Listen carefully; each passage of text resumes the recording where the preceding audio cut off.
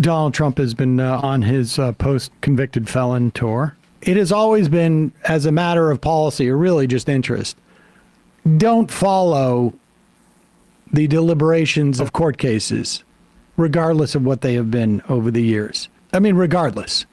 We just don't do it because the process is the process. I've not heard anybody, well, I guess I have heard people say like, well, the jury didn't get the proper instructions, although most of those claims have been lies. The big story that the right is telling themselves that this is a completely made up charges, while we know that there have been thousands of corporate fraudulent filings that people have been prosecuted on. We also know that there wouldn't be a single defendant in the New York city or state system, court system, who could get away with violating a gag order in the way that Donald Trump did. Are these charges completely fictionalized? Obviously, no.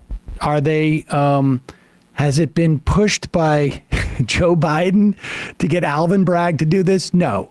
Alvin Bragg did not run on convicting Donald Trump. In fact, when he first got into office, he found the case that they had constructed to be poor and basically jettisoned it. Yeah, I think that we may have criticized him on this program for doing that. He faced a lot of, I think, criticism for not pursuing it, but he ended up being right in his tactic. So Donald Trump is out there, and the spin is that, you know, this isn't going to hurt Donald Trump. It may not. It's hard to know that it's really going to help him. I mean, he's got a shot of fundraising. It's not going to help him. I mean, it might have a null effect, but like I think a big problem he has is, one, the Supreme Court isn't as on the ballot as it was in 2016.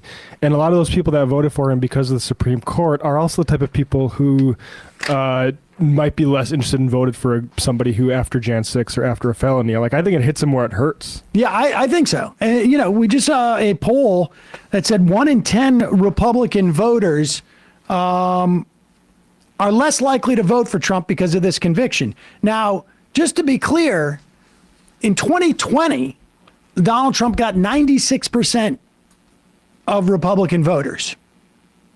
So the idea that, you know, 6 percentage points of the Republicans, this influences them.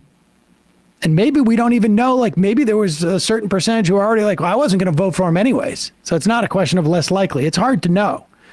But there's no doubt that it's going to hurt him in some way. Does that mean that he's going to lose the election because of it? No. And do I care about the legal niceties about it? No, because we have a jury that convicted him. And unless you want to say that the jury had no right to convict him based upon the evidence, or unless you want to say that the judge was in the bag and should have thrown out these charges because the crime doesn't exist. I mean, we right now, if anybody's going to protest Donald Trump being prosecuted on this crime, they should also be right now stationed outside of the courthouse where Hunter Biden is being prosecuted, because his prosecutions rarely happen. A felony gun charge for lying on a form by saying that he was not under the influence of drugs when he was still addicted to crack. Do you think this is the kind of case that typically gets brought up? DOJ? No. But the DOJ, no. I mean, this is, but we're not complaining about it because, as we said before, this is a part of the scrutiny that comes with being in politics at this level. And Hunter Biden's not even in politics, but it's an understanding like, yeah, these are the knock-on effects. Trump is literally the former president of the United States, convicted on 34 counts. Here is Donald Trump with the Fox weekend Fox and Friends crew, and they're doing this in front of a fake fire. And here's Donald Trump just sort of like blatantly lying and No. while saying like, Don't get a suit for slander. I've been falsely accused. We've ever had. I want to follow up on what Rachel asked you, though, because I hear you struggling with it. I hear you say it's a tough question, a bit unsure. You famously said regarding Hillary Clinton, lock her up. You declined to do that as president. Pause it for a second. What does that mean? You declined to do that as president? It was there like Hillary Clinton was still being investigated, as far as I know, when Donald Trump won the election. Yeah. The DOJ had one, and they closed it because they didn't have anything to lock her up on. I pardoned her.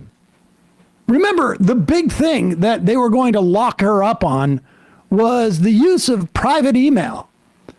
Donald Trump stole documents from the U.S. government, and then more to the point, actively hid them from FBI investigators who were looking for them after he rejected calls from the U.S. archivist to return them. Go ahead. Regarding Hillary Clinton, lock her up. You declined to do that as president. I beat her. It's easier when you win. And they all said lock her up. And I felt, and I could have done it, but I felt it would have been a terrible thing. And then this happened to me. And so I may feel differently about it. I can't tell you, I'm not sure I can answer the question.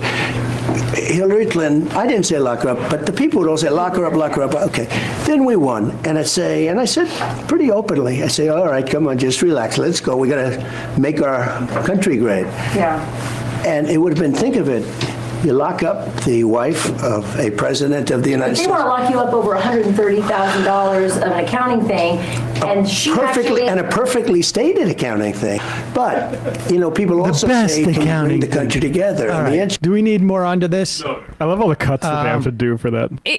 There's maybe not a more infamous quote from Donald Trump from the 2016 election. Maybe the Mexicans, some of them are good people quote. Yeah. But second on the list, lock her up, right? Here's like, what did it take? 4 seconds to find this clip? Go ahead. Here's one of them. It's a montage. Tell you what, for what she's done, they should lock her up. She's disgraceful. It's disgraceful. So crooked Hillary, you should lock her up, I'll tell you. I'll tell you something, though. It is very lock them up. You should lock them up. Lock up the Bidens. Lock up Hillary. Okay, here's one. Just came out. Lock her up is right. You know what? I've been saying, let's just beat her on November 8th. But you know what? No. You know what? I'm starting to agree with you, I'll tell you. God. And then he also had that WWE moment at the debate. I mean, this part was, it's humorous, but yeah, this was pretty explicit. Can fact check him in real time. Last time at the first debate, we had millions of people fact checking, so I expect we'll have millions more fact checking because, it's just awfully good that someone with the temperament of Donald Trump is not in charge of the law in our country. Yeah, because you'd be in jail. Secretary Clinton. Why is he walking around like that? Prowling around like he's like the king lion skulking. He had to go to the bathroom. She was investigated. Well, It's not like he is, that they randomly decided to, that he called off all investigation. Her service to the country has been too great. I mean, give me a break. I don't know. I see Will Cain, just sort of so blatantly just sit there and let the president lie to his face, or the convicted felon, former president, lie to his face. Former commander-in-chief. Former commander-in-chief, current convicted felon. Lie. So, low-hanging fruit. I mean, they stitched that thing together like it was, I mean, I haven't seen 8 cuts in that much editing since he did that interview with Sheldon Adelson's paper, and he said that Israel's got to tone it down.